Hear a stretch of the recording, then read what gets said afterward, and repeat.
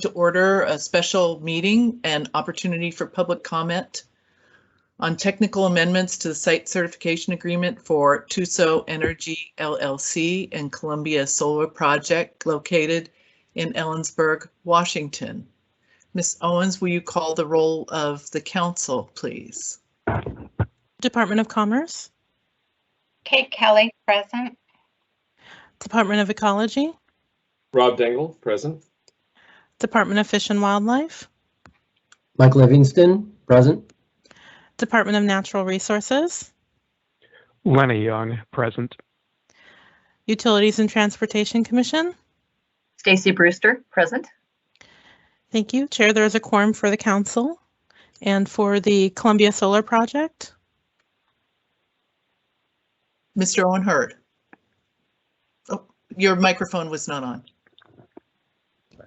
Owen Hurd, present. Thank you. Thank you. So I'd like to begin by reading through some of the notice so that all those who are participating know what this is about. On July 28th, 2021, Tuso Energy LLC, also known as the certificate holder, requested the Energy Facility Site Evaluation Council approve an amendment request to the Columbia Solar Site Certification Agreements for the Camas, Penstemon, Utica, Taifa, and Fumeria sites. Those are the names of the 5 sites. If approved, the amendment would transfer ownership of the Camas, Penstemon, and Utica sites and terminate the site certification agreement for the Taifa and Fumeria sites. EFSEC invites you to participate in its consideration of this amendment request. If approved, the transfer of control would trigger technical amendments to the SCA to formally recognize the change in ownership and commitments made by the new owner that it has the demonstrated capability to acquire and possess the project. The council, as the state agency responsible for regulating Columbia Solar, is holding a virtual public special meeting tonight to provide an opportunity for citizens, stakeholders, and interested persons or organizations to receive information and provide comments on the proposed transfer and terminations in the site certification agreement. Following the public comment, the council will consider the information before it acts on the certificate holder's request. And this is pursuant to our Washington Administrative Code 463-66030. We do have 2 ways for people to participate. You can call, you can send an email to efsec@utc.wa.gov if you'd like to speak tonight, or you can call 360-664-1345. You may also submit your comments at https://comments.efsec.wa.gov. And the amendment request can be found at our website, www.efsec.wa.gov, under Columbia Solar tab, under the facilities. So with that, I would invite Mr. Owen Hurd to present information about this amendment request. Okay. Great. Thank you, Chair Drew. Good evening, council members and EFSEC staff. Thank you for making time for this special council meeting, especially over the dinner hour. We'll do what we can to make it concise. As you know, Tuso Energy submitted a formal request for three actions at the end of last month. And so for the discussion tonight, we'd like to do 2 things. One is kind of step through each of those requested actions, and then second, introduce Greenbacker because 2 of the actions are in relation to the pending sale of Penstemon, Camas, and Utica projects to a Greenbacker subsidiary. Joan, if you want to go to maybe flip 2 slides. There we go. So the first request is around the Taifa and Fumaria project. So as Chair Drew mentioned, there were 5 projects originally, all located in the same area but interconnecting at different points of the power grid. And because of where Taifa and Fumaria were located, they faced transmission constraints that were unique to them and did not impact the other projects. Unfortunately, it is cost prohibitive to remedy these transmission constraints. It would require major upgrades that we just simply can't move forward with. And at this point, we've exhausted all potential solutions to this issue. So the request here is just for the final and complete termination of these projects. Are there any questions on that? I muted. Council members, are there any questions?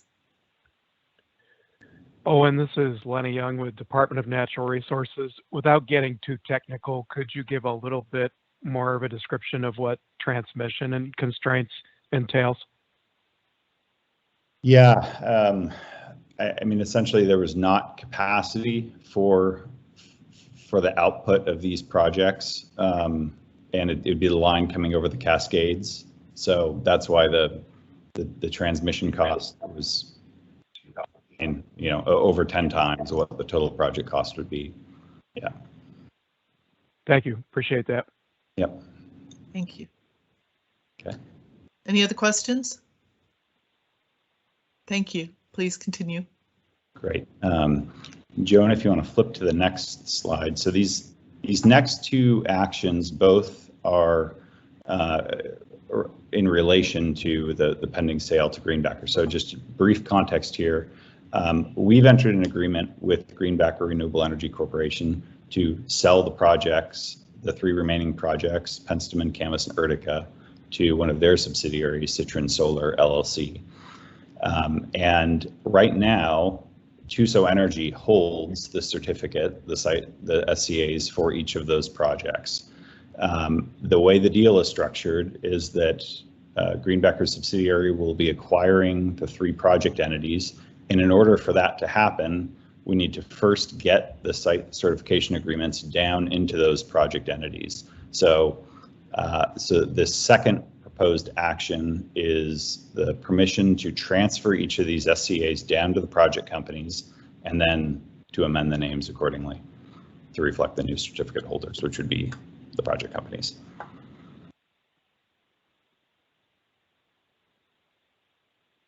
Any questions from council members on the action number 2? Okay. Oh, go ahead, Ms. Kelly. This is Kelly. I'm just,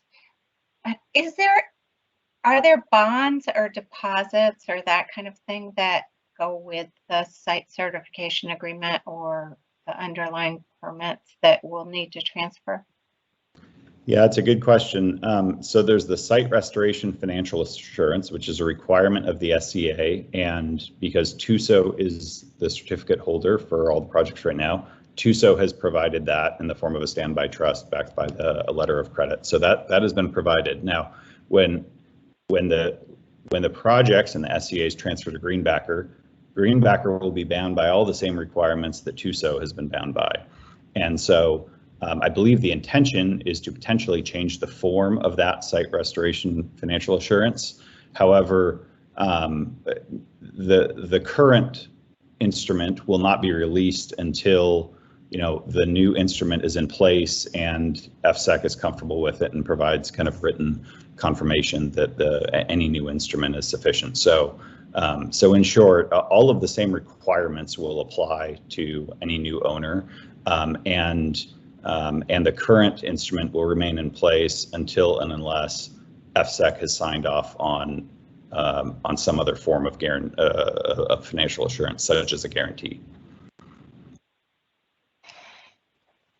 Okay, thank you for that. Yeah. Thank you. Are there any other questions? Okay. Then moving on to action number 3. Yeah. Okay, so provided that the second action is approved and the SCAs are moved down to the project companies, this action is basically seeking permission from the council to allow for the indirect transfer of control of these SCAs to Citrine Solar. Citrine Solar is the subsidiary of Greenbacker, and because they will be acquiring the project entities, and the project entities will own all of the what we call project assets. So that would be the power purchase agreement, the interconnection agreement, and with the second action, the site certification agreements. We're asking for permission for this indirect transfer of control that will naturally occur when the project entities transfer over to Greenbacker. So, and that will be, well, everything we just talked about on the site restoration financial assurance. That will be conditional on that staying in the current instrument staying in place or being replaced with something that EFSEC is comfortable with. Are there any questions on this, then indirect transfer of ownership, action number 3?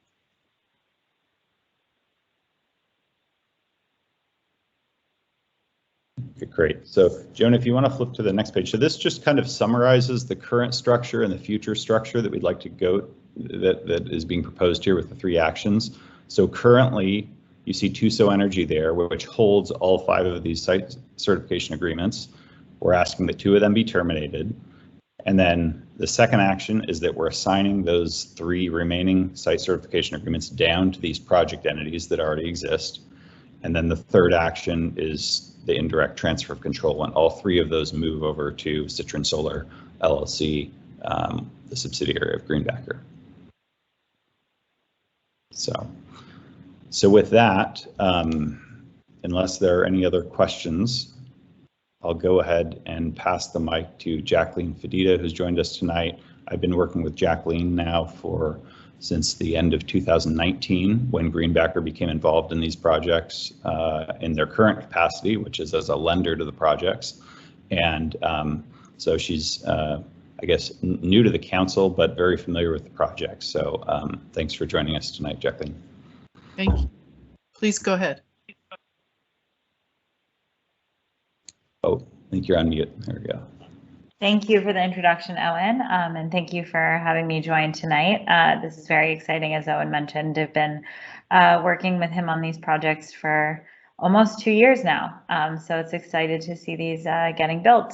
So I'm an investment associate on Greenbacker's team. I'm based in New York, though. Greenbacker has offices across the country in Denver, Colorado, in Vermont, and in Portland, Maine. But if we flip to, I believe, the next slide, we have an overview of Greenbacker, and I can just tell you a little bit briefly about our firm.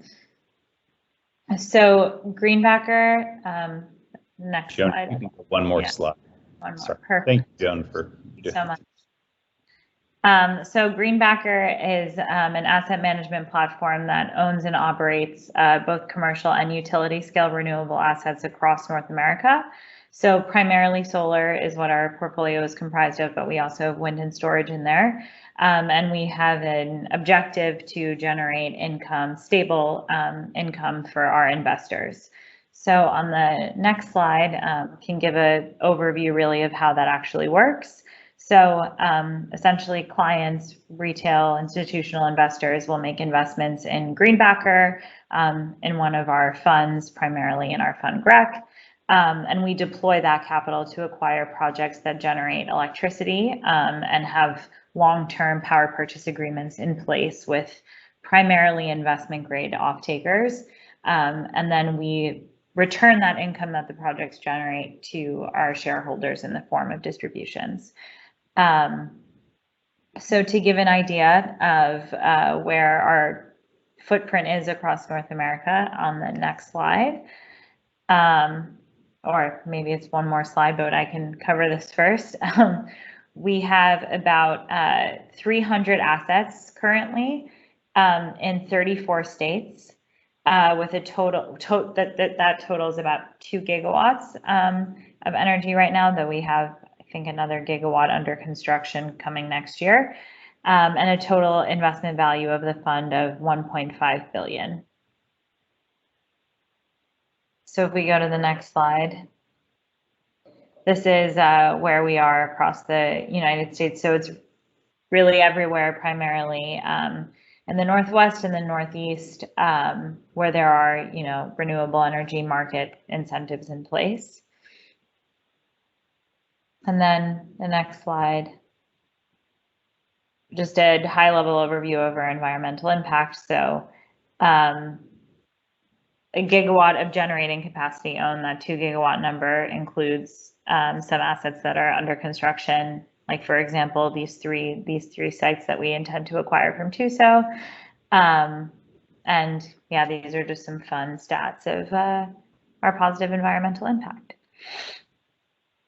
But once we acquire the projects from TUSO, we will have a dedicated asset manager dedicated to operating these sites and dealing with day-to-day communications with any local regulatory bodies, with local utilities. So unfortunately, our asset manager was unable to join me this evening, but that contact information will be relayed in due course. So that would be the person that we would then have participate in our monthly meetings for updates on the facility? Absolutely, and we generate monthly reports for whoever requires them, usually for the utility, for the off-taker, any local regulatory bodies. We prepare those reports. Okay, thank you.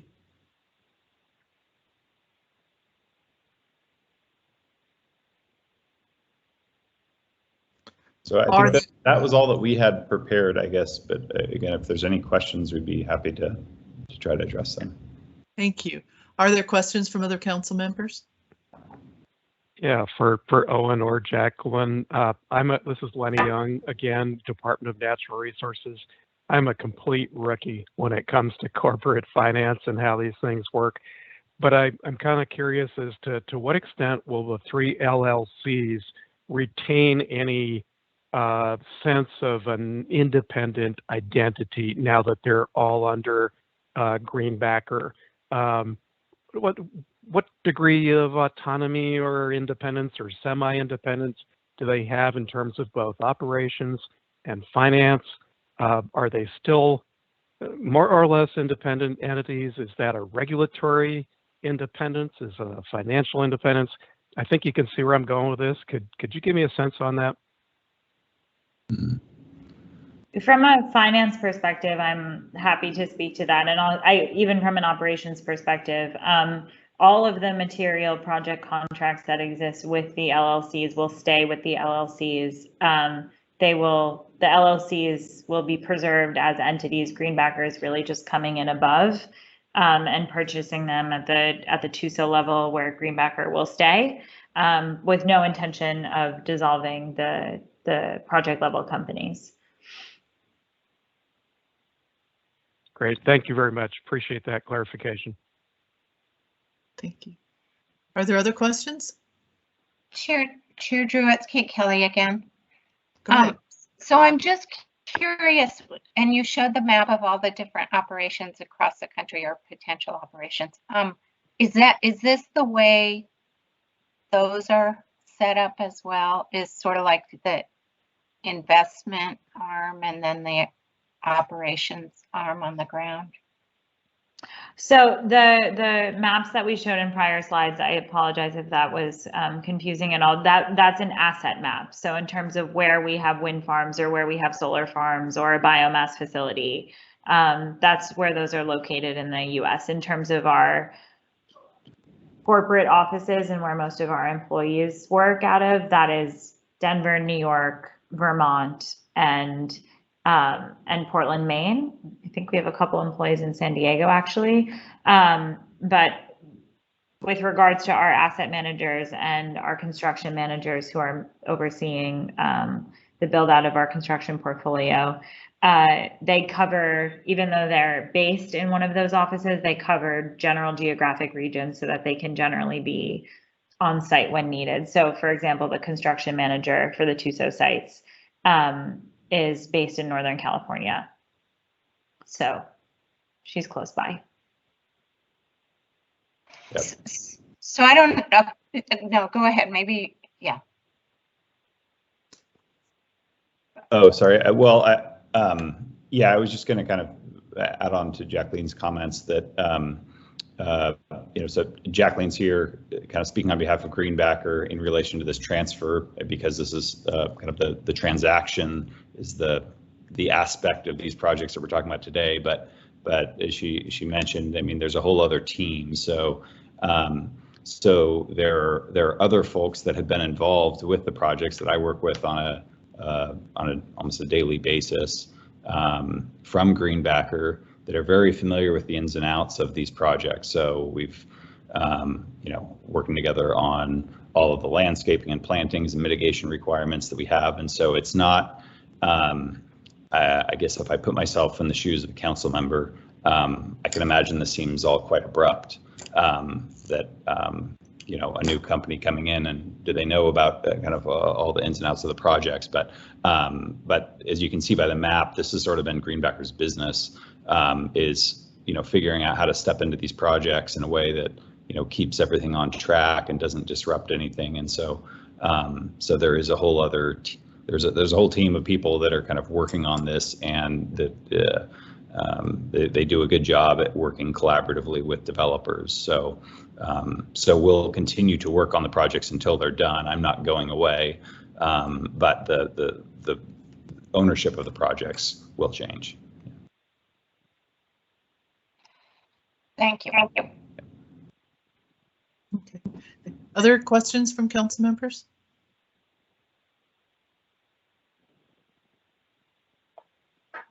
This is Stacy Brewster, and maybe more a question for staff. Have we had a ownership change like this happen before?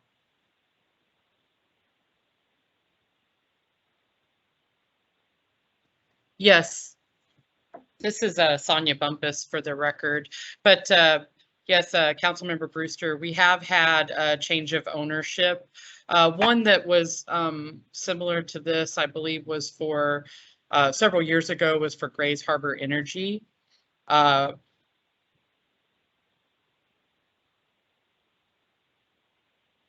We lost you, Sonia.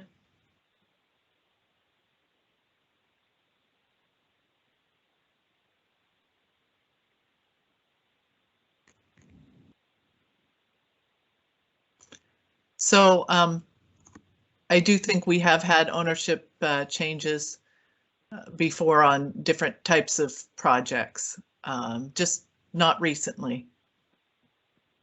Thank you. Okay. Are there other questions?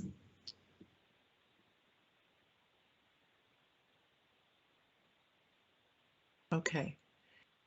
Hearing none, let's move on then to the staff presentation about the process. Thank you both very much for your presentations and for answering the questions. Ms. Hofgemeyer.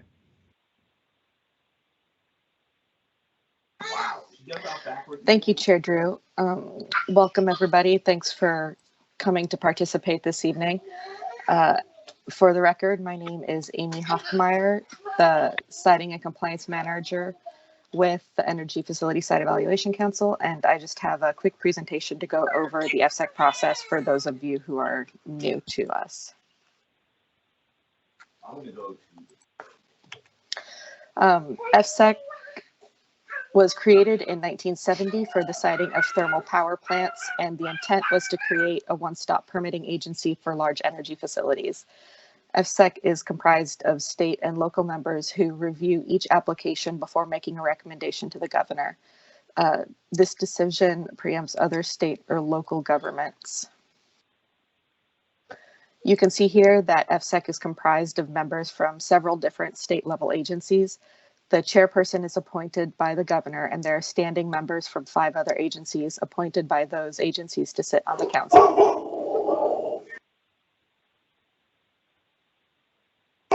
one moment.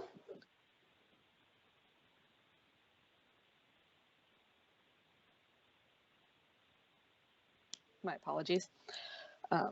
The current council is made up of Chairwoman Kathleen Drew, Robert Dingle from the Department of Ecology, Mike Livingston from the Department of Fish and Wildlife, Kate Kelly from the Department of Commerce, and Lenny Young from the Department of Natural Resources, and Stacy Brewster from the Department of Utilities and Transportation Commission. There are additional agencies that may elect to appoint a council member during the review of an application. These agencies are the Department of Agriculture, Department of Transportation, Department of Health, and the Military Department. Local governments also have an option to appoint a council member for the review of the project in their area. When a project is located at or near a port, the Port Authority may also appoint a member through this position, and it is a non-voting position. As I mentioned previously, EFSEC was created to oversee the siting of thermal power plants. Facilities falling into EFSEC's jurisdiction include any nuclear facility where the primary purpose is produce and sell electricity. We also oversee non-hydro, non-nuclear thermal facilities with a capacity of 350 megawatts or greater. There's no threshold for alternative energy sources such as wind, solar, storage, etc., but they may choose to opt in, as well as transmission lines over 115 kilovolts. Thresholds for pipelines, refineries, and storage facilities that would fall under EFSEC jurisdiction are found in the Revised Code of Washington, RCW 8050-060. Here's a map of the facilities currently under EFSEC jurisdiction. You can see marked in red, there are 5 operating facilities, including 2 natural gas facilities, 1 nuclear facility, and 2 wind facilities. The dark blue mark indicates the project that is the subject today of today's meeting, the Columbia Solar projects that are currently under construction, except for, of course, the 2 that are being requested to be terminated. And the light blue marks indicate the 2 additional facilities that are approved but have yet to start construction, both of which are wind facilities. The clear circle is the 1 facility under decommissioning. EFSEC is also currently reviewing applications for 2 additional facilities marked in green, Horse Heaven facility and Goose Prairie facility. Here's a flow chart of the general process an applicant will go through when they submit to EFSEC. There are 3 concurrent processes during an application review: land use consistency, the SEPA environmental process, and the permitting process for any applicable environmental permits. You can see that there are multiple processes that happen concurrently when EFSEC is reviewing an application, and all of these processes ultimately feed into the council's recommendation to the governor. The Columbia Solar projects have already been through this process with their initial application and completed that process, and the site certification agreements were executed in 2018. This process is a request for an amendment, and the request for amendment must be made in writing by the certificate holder. In reviewing whether a proposed amendment is consistent with the public health and safety and welfare, the council shall consider the short-term and long-term environmental impacts of the proposal. In reviewing a proposed amendment, the council must consider the intent of the original SCA, applicable laws and rules, public health, safety, and welfare, and the provisions of Washington Administrative Code Chapter 46372, which is site restoration and preservation. An approval by the council may be in the form of a resolution. The council may take final action on an amendment request, which does not substantially alter the substance of any provisions in the SCA, or which is determined to not have significant detrimental effect upon the environment. The council may make a recommendation to the governor on an amendment which substantially alters the substance of any provision of the SCA, or which is determined to have a significant detrimental effect on the environment.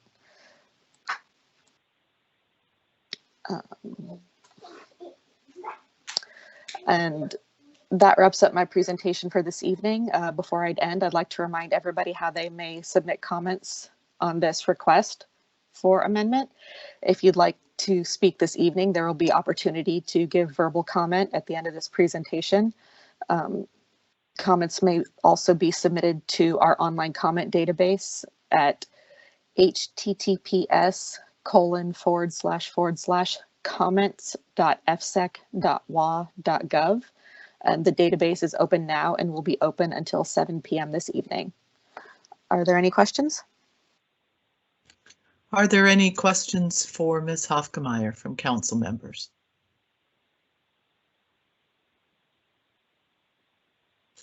At this point, I'd like to ask Ms. Owens, do we have anyone to sign up to speak? I currently do not have anybody signed up to speak. Okay, I think that what we will do, is there anyone on this call who would like to speak? Please unmute and let us know if you'd like to speak. And we'll continue listening for you. I think if you can go back perhaps to that last slide that Ms. Hofgemeyer had. And, oh, this one is fine. If you are watching this and would like to make a comment, you can do it either by calling or letting us know if you are online now or through the comments database. And we will be here for the next, let's say, till 5:45. If there are no speakers, we'll continue to wait to see if anyone comes forward to speak. And then again, the comment database will be available through 7 o'clock this evening. So we'll pause in our meeting for right now.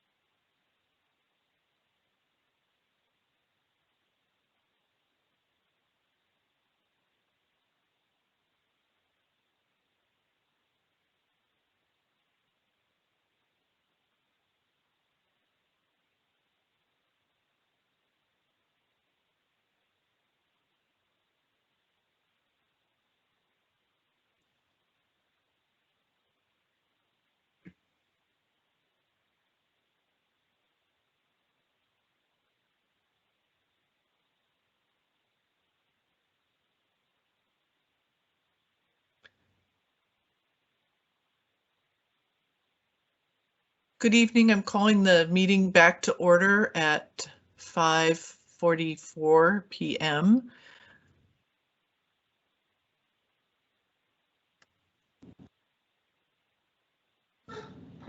Ms. Owens, do we have anyone signed up to speak at this point in time? I have not received any additional requests to sign up. Is there anyone participating in this meeting at this point who would like to make a comment?